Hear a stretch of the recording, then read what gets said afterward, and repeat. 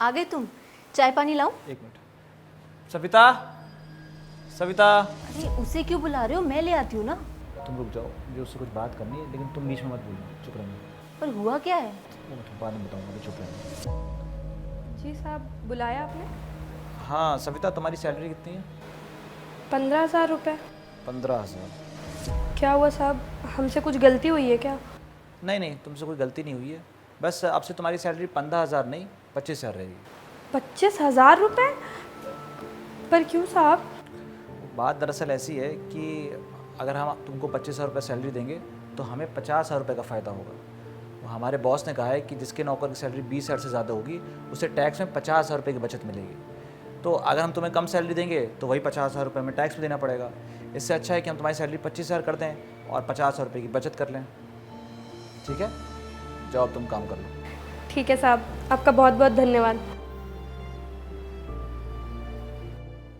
मैं ज़रा चेंज कर लेता हूँ। अरे पर सुनो तो सही। अरे मेरी बात तो सुनो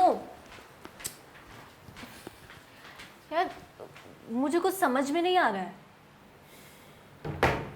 क्या पूछना चाहती हो, बताओ। तुमने उसकी सैलरी डबल कर दी।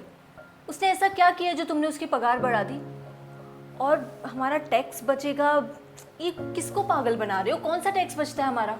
देखो, ये मुझे पता है और ये तुम्हें पता है कि इससे टैक्स नहीं बचता, लेकिन सविता को नहीं पता है ना। तुम कहना क्या चाहते हो? देखो साफ साफ बताओ, मुझे अभी भी कुछ समझ नहीं आ रहा। देखो, बात दरअसल ऐसी है कि सविता को पैसों की ज़रूरत थी और इसीलिए मैंने उसकी पगार बढ़ा दी ताकि उसको पता ना चले। तुम्हें कैसे पता कि उसे पैसों की ज़रूरत है? क्योंकि कल जब मैं ऑफिस से घर आया था ना, तब क्या ये नौकरी भी चली गई? अब क्या होगा? अभी तक तो साहब ने पगार भी नहीं दी है।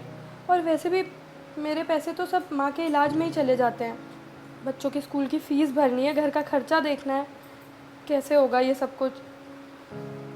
नहीं नहीं, मैं साहब से पैसे नहीं ले सकती। और वैसे ही दीदी और साहब हमारे लिए इतना कुछ करते रहते हैं। अब मैं उनसे और एहसान नहीं ले सकती।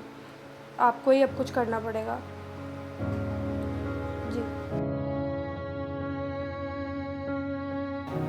तो इसीलिए मैंने उसकी पगार बढ़ा दी, जिससे कि उसको पता भी ना चले और उसकी हेल्प हो जाए।